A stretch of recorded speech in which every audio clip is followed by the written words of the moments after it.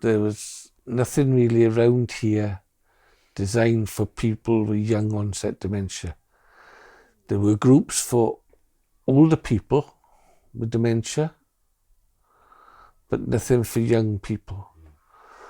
We got introduced to an organisation called The Haven, but it was them then that introduced us to a church in Kaluk, St Andrew's Church, that had a dementia drop-in cafe. And it's like no other. They cater for everybody, all ages. And it's through them that we've got introduced to Heart for Art. I was one of these people that drew a stick man and a wee house with 4 windows and a door. That was my art. And they had a exhibition, is that the word? Exhibition in the church for Heart for Art. And everybody kept saying to me, oh, Carol, you should go to that. You're arty. And I was like, there's absolutely no way on this earth. I've never painted in my life. And you should have seen the stuff that was in this exhibition. And it was pictures of animals and flowers and lovely garden scenes. And I was like, there's absolutely no way a Sister Malcolm can ever go to that. I says, that'll just be a pure redneck and I'll get put out the class the first week and they'll say, no, it's not really for you, Carol. So anyway, Helen, the minister, kept going, Carol, just come. So I went. And I kid you not, my life has changed forever.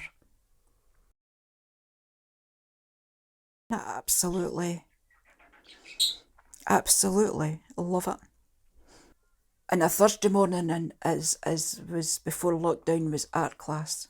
I was up in the morning, I had my shower, I was first in the class, like, morning, I'm here. For somebody that didn't want to go out the door, remember? And I go in and you get all my paints ready and my paint brushes, and I just sit. And for the hours, I'm just happy in my own world. And I do go into my own world. I don't hear hardly anything ruin about me. And I'm so immersed, is that the right word, in what I'm doing. And it's so calming. And you're not thinking about anything else other than painting this picture. I think it's because you just totally switch off. Aye, I do, Malcolm. You switch off completely from what's been going on in the house, what's been going on outside around you. Aye. It allows you to relax Mm. and just, as you say, go into your own little world. Yeah. It's absolutely wonderful. I can't, it's so hard to explain. It just, my body calms, where I never feel as if my body is calm now. I feel as if with the dementia getting worse, like I feel kind of uptight all the time to be able to do things right and stress out about doing things right. But when I go to my art class, there's no rights, there's no wrongs. If something doesn't work out, I'll just paint over it. With acrylics, you see, you can do this. If it doesn't work out the way you want it to, I'll just paint over that and I'll do that different the next time. And I don't worry about anything. I don't stress. It's just pure fun. And the heart for art gives me confidence to say, oh, I can cook the day. I might only be able to cook you toast and beans, but do you know what? I'm really lucky because I can make you toast and beans a day. And I think the other bit that's given you the confidence through the group is the exhibitions that's been done. Because Carol now's been lots of work has been put in online exhibitions. And to see her face light up when she sees her work in a virtual art gallery is tremendous. Who would imagine it? Me in an art gallery? It's absolutely amazing, isn't it? It's just, I just can't believe it. I felt as if the 2 hours I got to the class, I began to feel that wasn't enough for me, that I wanted more of that me time. I wanted more of that enjoyment for me. And then Malcolm asked me if I would like a shed. So Malcolm built me a shed out in the garden, and it's my wee pink hot acry. And I've got my CD player out there, and I set up all my painting stuff. And in the summer it's absolutely brilliant because I can just leave my painting up that I'm working on, and I don't have to pack everything away. Half a day can be passed, and Malcolm will bring me out my lunch, and he'll say, you know, having a wee rest. No, I'm in my zone. I'm in my zone. But the benefits are twofold, because I get a benefit from it as well. Because whilst Carol's painting, that's giving me respite from looking after her. So we both benefit from it. I benefit more than you. Yes, you do. you can have the most benefit. I'll allow you that one. For me, the Heart for Art is the closest thing to a cure for dementia. Because Carol was dying in front of me, literally, day by day, bit by bit. It was just like a sculpture, chipping away. This illness was taking Carol away from me. Through the Heart for Art, that slowed that process down for whatever reason, and I can't say what the reasons are because I'm afraid I'm not in that league. But for whatever reason, it slowed it down. And I'm getting a longer time with Carol. And I can't think of the day when it's going to come that she forgets me, which it is going to happen. We've got to face it. And it's going to break my heart. And I know it'll break her heart more than it'll break mine. Because I totally love her and she totally loves me. But the Heart for Art has given us more time together. It's given us some more time together.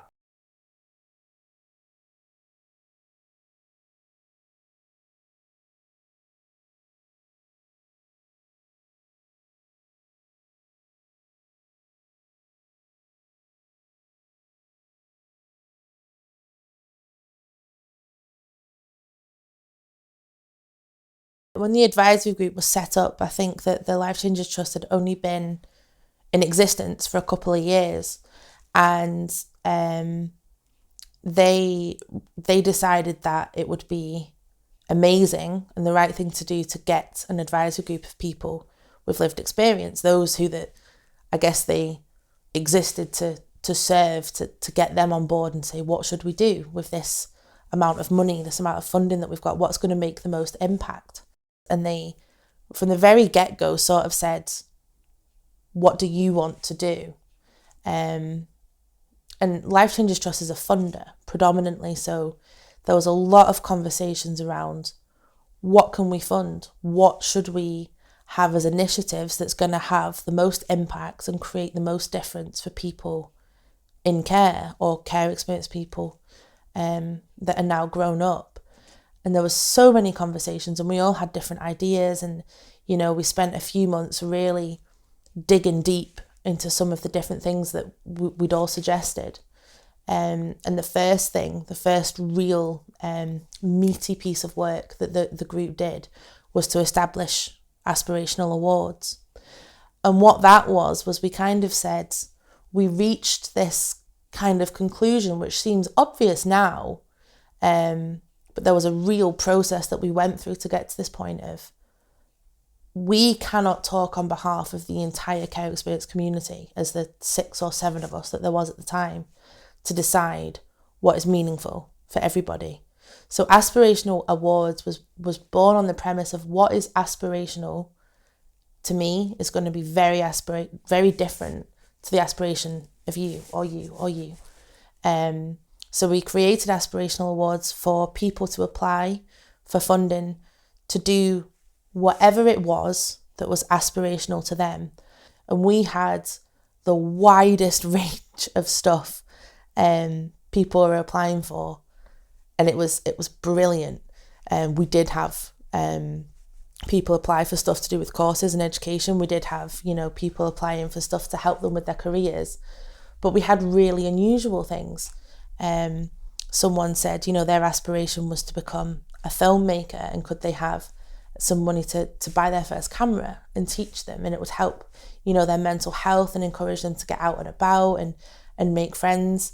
There was people who applied that were their family still lived in another country and they hadn't seen their family for years, and they wanted their aspiration was to go and meet members of their family that they'd never met, or go back to the country that they associated with as home, and go and connecting back to their roots, and being able to support people to do that, and just all these amazing things that were so different from person to person.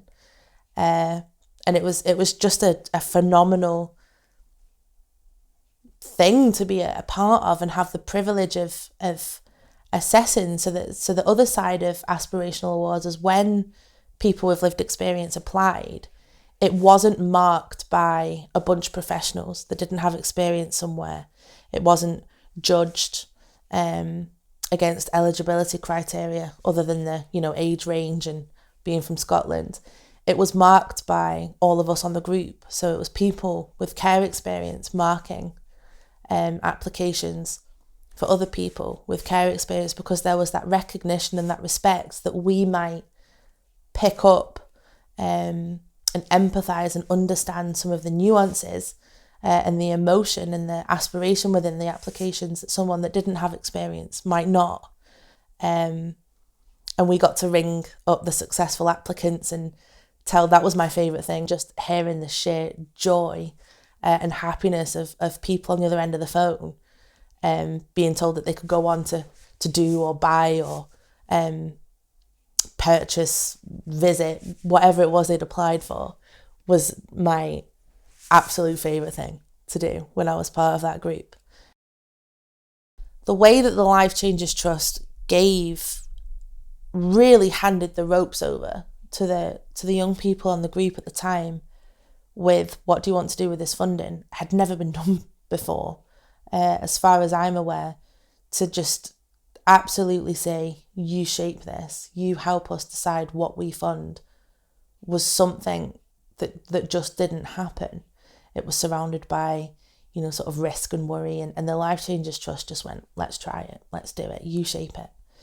So on the individual level, as sort of young people at the time, we were a bit like, what do you mean? You're going to let us effectively almost kind of have so much control over significant amounts of money and what it's going to be used on, was really,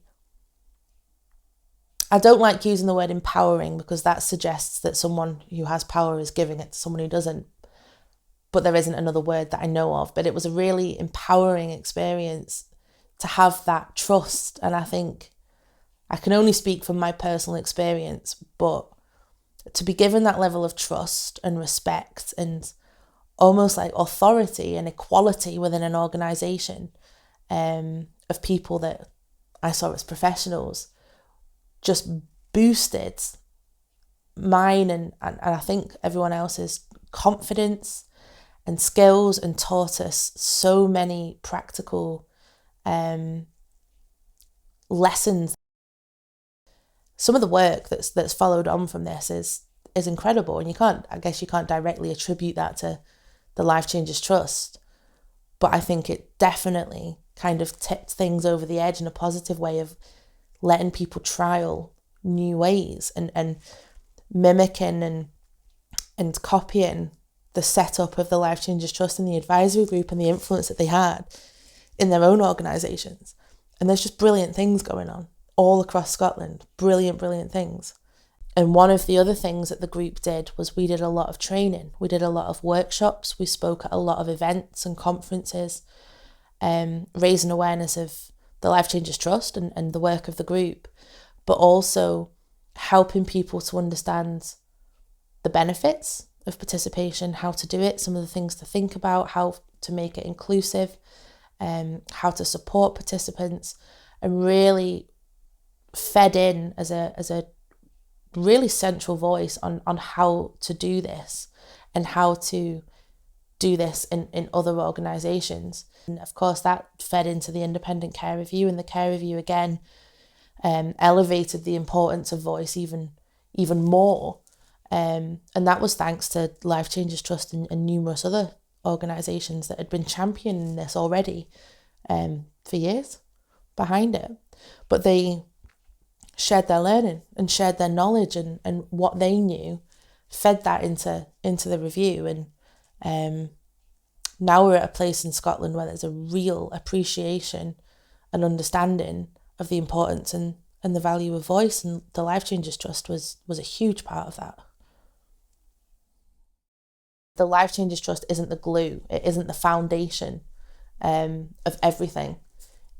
It was at one point, and it funded and it supported and it helped, but it gave its power and its authority away. It never positioned itself as, we are your funder and you exist because we fund you and you should be grateful. It was never like that. The way that it funded organisations, the way that it supported, the way that it asked people to evaluate what they were up to was different. It was like nothing that had ever happened before.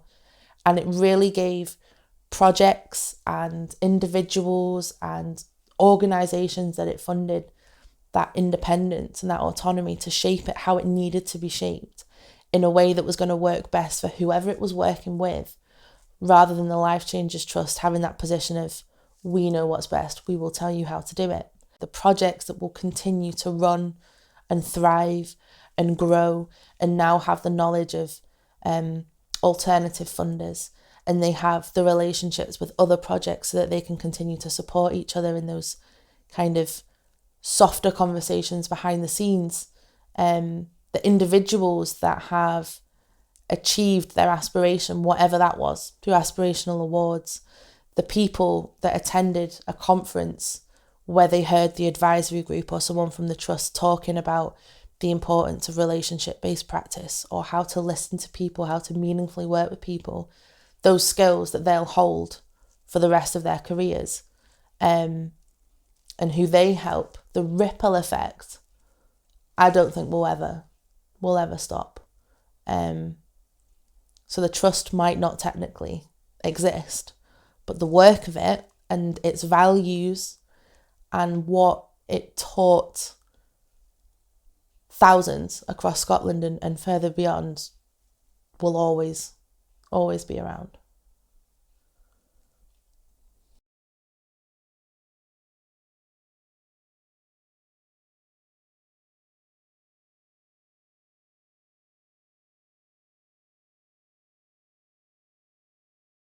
You know, after Sybil passed away, I continued going down to the cafe because that's a support network. And the staff at the Dundee Alzheimer's Group were looking to organise activities that about 40 people went to this cafe on a Monday morning.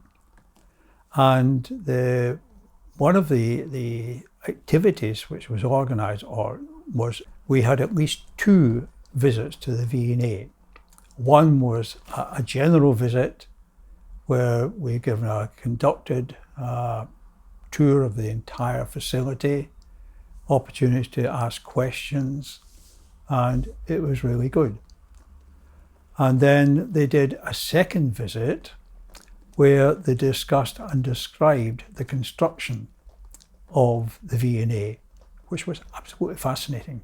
To see, the attention to detail. It's a fascinating building. Looks like when you come across the Tay Bridge, it looks like the prow of a ship sticking into the river. There were visits which were enjoyed incredibly by those who were there, people with dementia and people without dementia carers. I think their dementia, would probably go at a faster rate. I think the more opportunities like that you have, the more stimulated they are. Having an organised trip like that gives you something to focus on out with the house. Your day within the house is a day of survival, going through the routine and just coping the best you can. For something like that, it's something new. I'd been to the V&A several times before that visit, but I'd never had someone actually explaining everything. And that to me was the critical factor. You had someone from the V&A who was extremely well prepared, very articulate, very approachable if you ask questions. And from my perspective, it was a totally different ballgame. I just think dementia is a horrible, horrible disease. And really, it shouldn't be up to charitable organisations to provide what is being provided. That should be state-owned and state-run. And dementia is not really treated as an illness.